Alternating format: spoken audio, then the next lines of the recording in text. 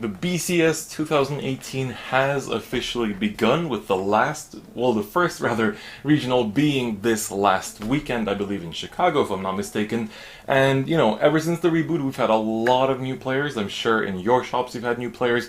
In my shop we've got a lot of new players as well. And, some people do get curious about the competitive format but have never experienced actual tournament play in Vanguard. So, in this video we're going to be going over every level of competition in Vanguard, going from the very basic local level to the actual world finals level. So we're going to go over everything in this video to make sure that both you new players as well as the already experienced players get something out of it as well. So we're going to begin from the very ground zero, which is your locals. So this is the place where you're going to be spending most of your time as a Vanguard player, and where you're going to get to know most of the people that you're going to be seeing on a very regular basis. It's also probably going to be the place where you grow the most as a player, not so much on like a steep basis, but more on like a little ladder by ladder, like step by step kind of process, where every week you set new goals for yourself and you slowly get better and better as time goes on. So with your local shop, it's always a good idea to make as many friends as possible, because you're going to be seeing these people every single week or maybe every 2 weeks, depending on how often your tournaments are or how often you go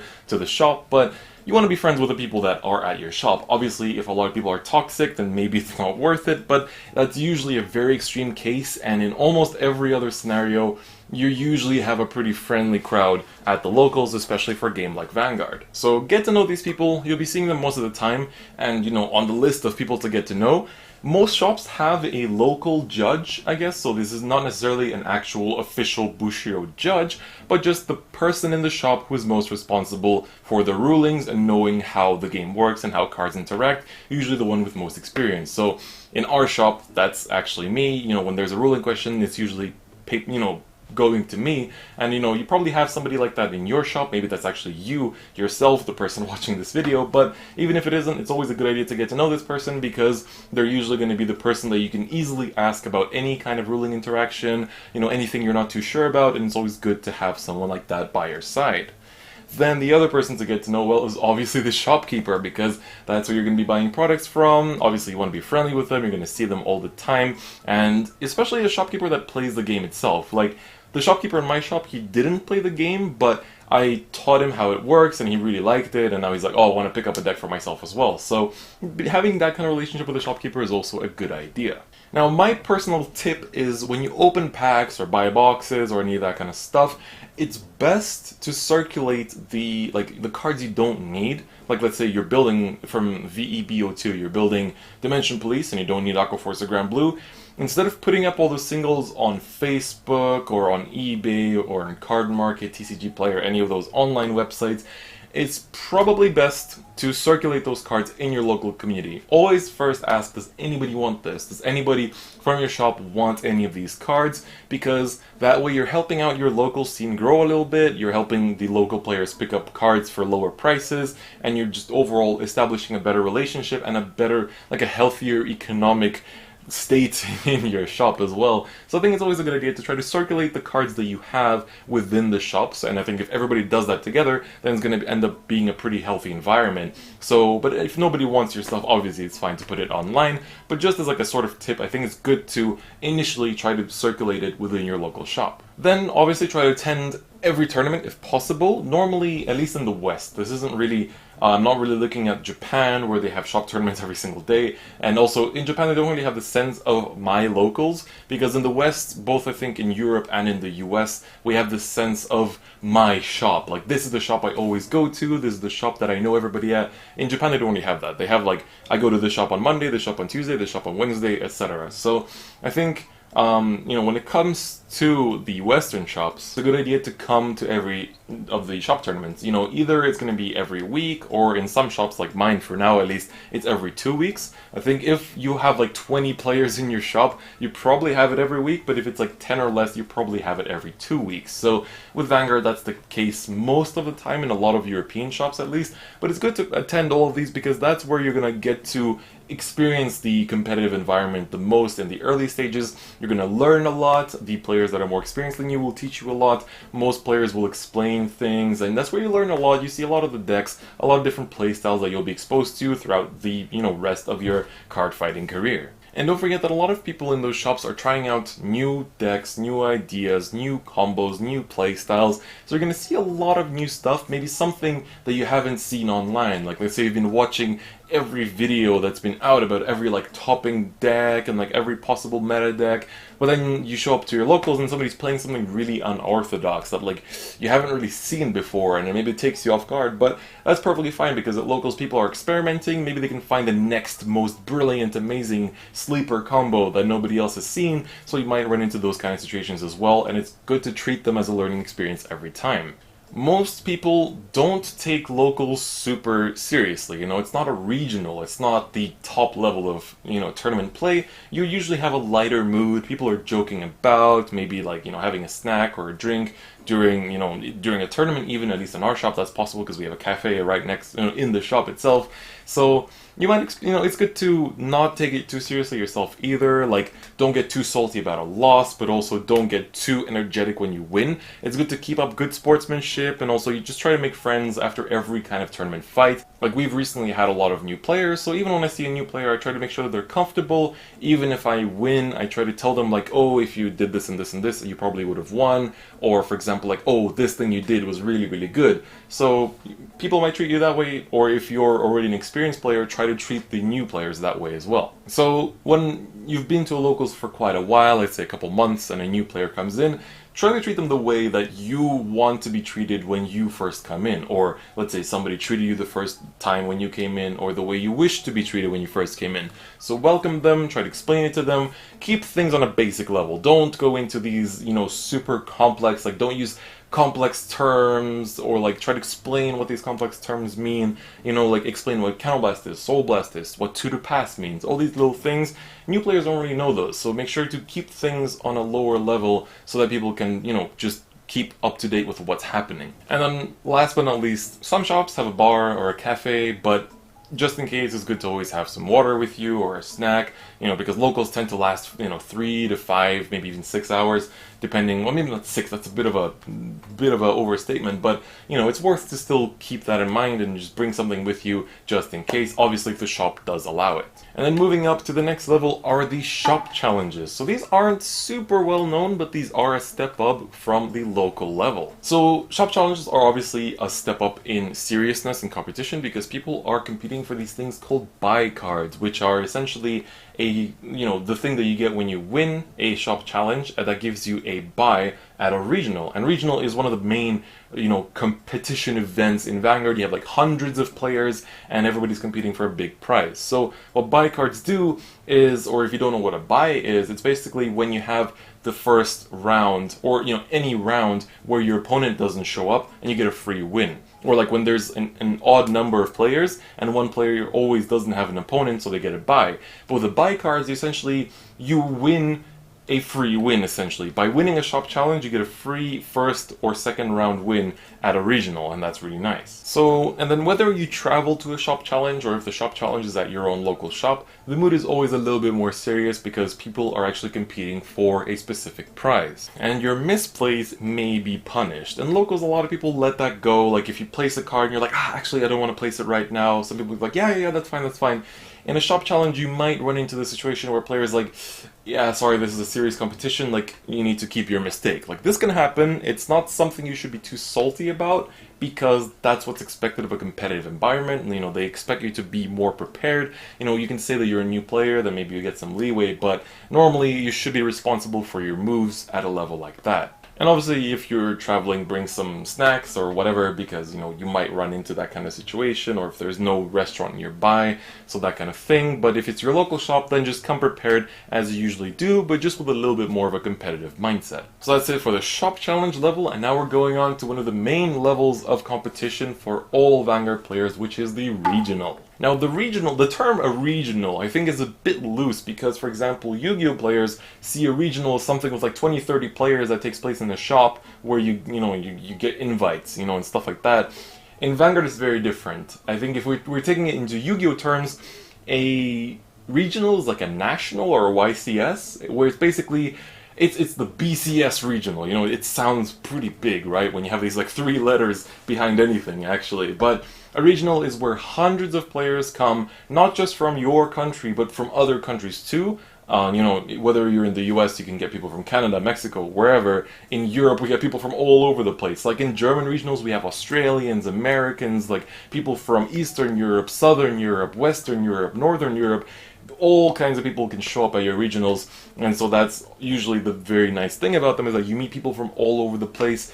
You see play styles you've never seen before, you see different kinds of experiences that you've never been able to experience before at a local or shop challenge level. But regional is really where what it all comes down to for a lot of players. This is where the hours and days or even weeks of playtesting really come to, you know, to the test. I also have a Road to World series, which you can see if you go to my channel. It should be somewhere on the home page, where I basically go over the different levels of preparation for a regional. It's slightly dated because I think I filmed it in 2015, but a lot of the points still stand and are very important. So, you know, I'll probably use a lot of specific like examples for when I explain things, but just ignore those and just like take away what you can from it, because it's a bit dated, but I think it's still a good series to watch if you're a bit nervous about how to prepare for a regional. So I'll link it in the description as well so you can give it a look. But overall, sleep well.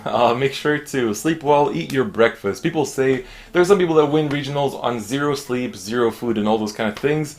I personally think it's better to get your sleep and get your food, because you're going to feel better and you're going to think a bit better. You know, some people say that the kind of like survival instinct comes in when you have no sleep and no food, but I think honestly you're more likely to fall asleep than actually win your regional at that case. It's also a good idea to travel in a group, so basically the people at your locals are usually going to be the group that you travel with.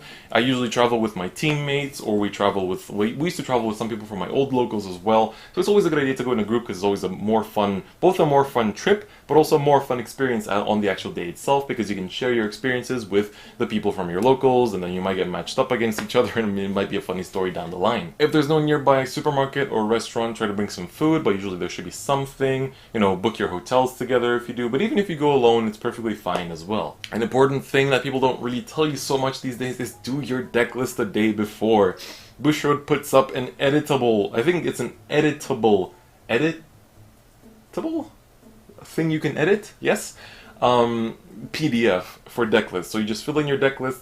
You always have to start with like the card number, which is at the bottom left, and then like all the like the name and the grade and the quantity of the card and all that good stuff. But make sure to, you know, fill up those Decklists the night before, or just before the day of, because it's going to save you a lot of time and stress, believe me. And most regionals open their doors at 9 AM or 10 AM, so try to be there a little bit earlier so that you show up nice and on time, you get registered well on time, and that way the regional can start on time, and you know, it can progress on time, and you won't be finishing it at like 8 PM or 9 PM, and you know, you won't be super tired after all that, because it is going to be a pretty heavy day of card fighting regardless. Another pointer that I think a lot of people probably already know is watch your stuff, because you might trust everyone at your locals to, you know, never steal, never, you know, all that kind of stuff, but you don't know the people at the regional, you don't know everyone at least at the regional. You know, there might be some people that don't show up 100% just for the regional experience and show up for more not so good reasons. So make sure to keep an eye on your stuff, and also on your friends' stuff if you can.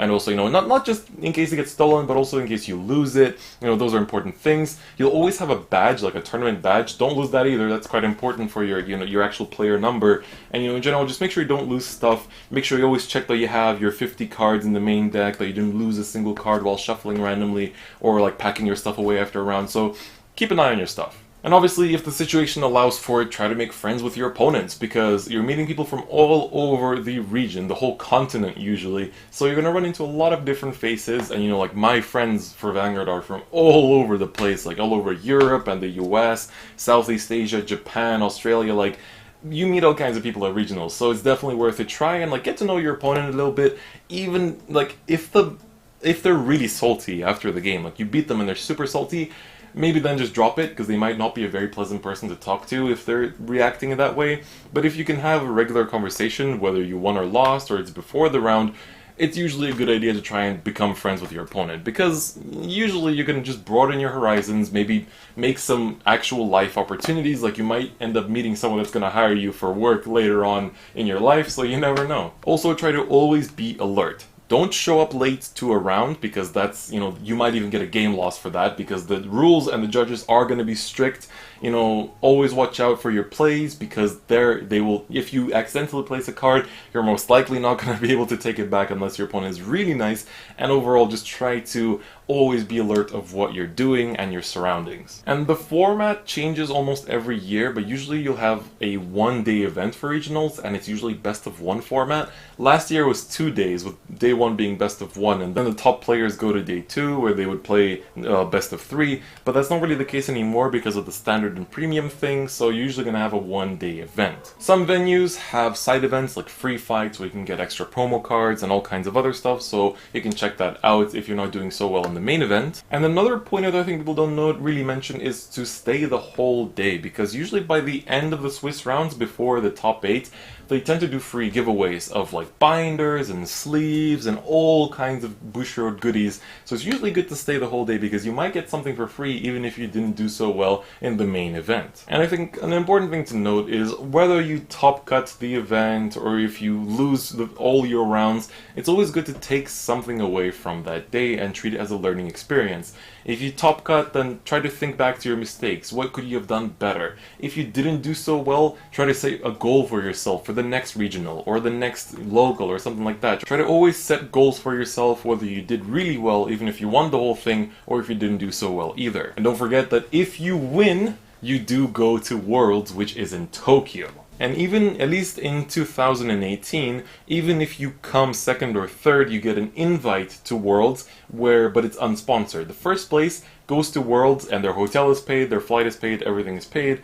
But if you're second or third, you get the invite, but you have to pay for yourself. But I think it's still really worth it, but I'll talk about why when we get onto the Worlds segment. And now finally, the last thing before we go into Worlds is Team League. This doesn't necessarily happen every year, but Team League is essentially a format where you play with your friends. So you make teams of 3, just like in the anime usually, and with those teams of 3, you fight against other teams of 3, and the only real rule is that you can't use the same clan together with your teammates. So if you're using Royal Paladin, your other teammates have to be using something that isn't Royal Paladin, or any other clan that your other teammates are using. Almost every point from the regional applies to this, except for the fact that you're with 2 other friends, so try to always stay together so that you show up to rounds on time and that you're always kind of like backing each other up, morally and emotionally and physically and all that good stuff. So it's mostly the same as a regional, just that you play in a team of 3. And this almost always takes place at the start of the year, so from like February to June or something like that, and then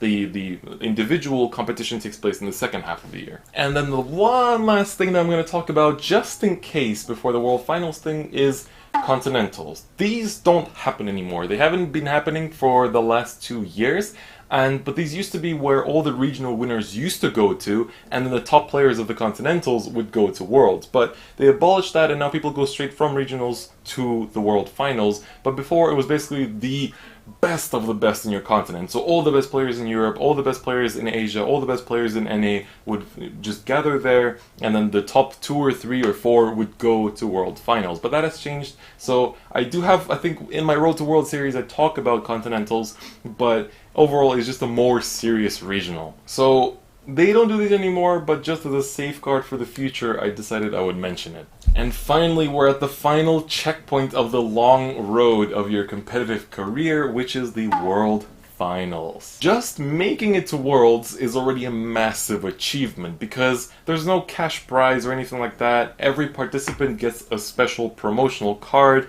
that only goes to the World Finalists, which you get for just participating, so you don't need to like top cut the World Finals or anything like that. At least for now you don't. Don't forget, you're representing your country, you're representing your local shop, you're representing anybody that's associated with you, so it's already a massive achievement. And World Finals is almost always held in Tokyo. One Buddy Fight World Finals was held in Hawaii, I think, but I think since then it's always been in Tokyo, and I think it's going to stay in Tokyo for the rest of time. You always have a dinner with the Bushiroad staff beforehand, so you usually get a lot of goodies during that time. So it's it's good to keep that in mind, that you have a lot of things to do aside from the actual main event.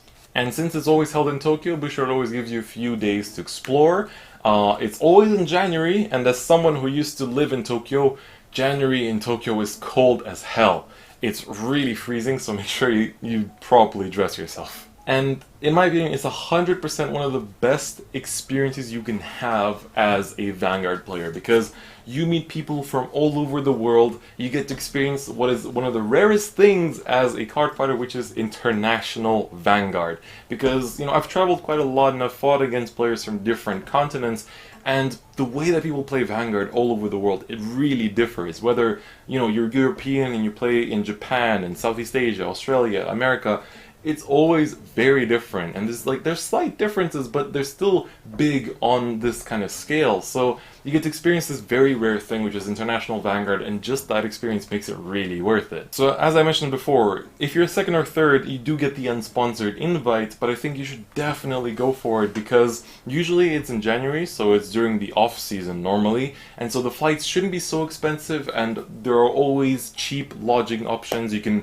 book a hotel with friends or go to an Airbnb or any of that kind of thing, or even a homestay, and so you can definitely find options. Maybe you can pool some money together with your friends, and then you're able to afford the trip together, that kind of thing. So it's always worth a shot, because this is such an amazing experience. And most people will be in it to win it, obviously, because it's the World Finals, but some people bring fun decks and just to have fun on the day, because just coming to Worlds is a big achievement. So I think, you know, you might run into some random things, and sometimes those random things do top as well, so it's always fun to see that as well. You'll meet a lot of the best players from around the world, which is pretty obvious considering you all made it to World Finals, and it's good to make as many of those friends as possible, because there's a chance you won't see them ever again, or at least not for a very long time. If you have a Japanese deck or friends living in Tokyo, you can try to maybe go to a local. I actually took the Malaysian Demon Hongwai to one of my locals while I was living in Tokyo, and it was a really fun experience, because, you know, it was a bunch of the Malaysian players that came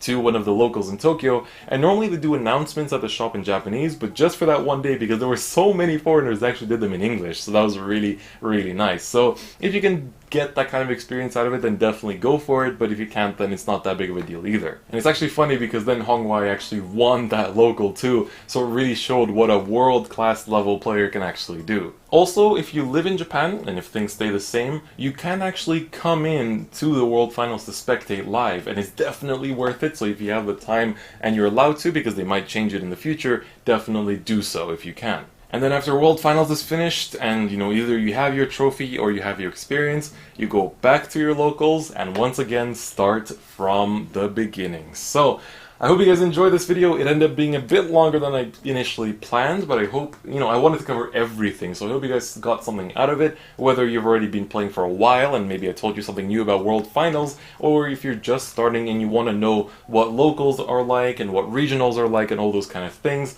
So I hope that this did help you out. Don't forget that I do have my second channel open, so do check that out. I am uploading non-Vanguard related stuff there, so do give it a look.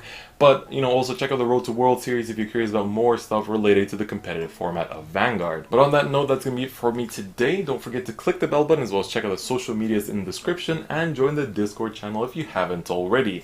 But on that note, I'll see you guys next time. Bye-bye.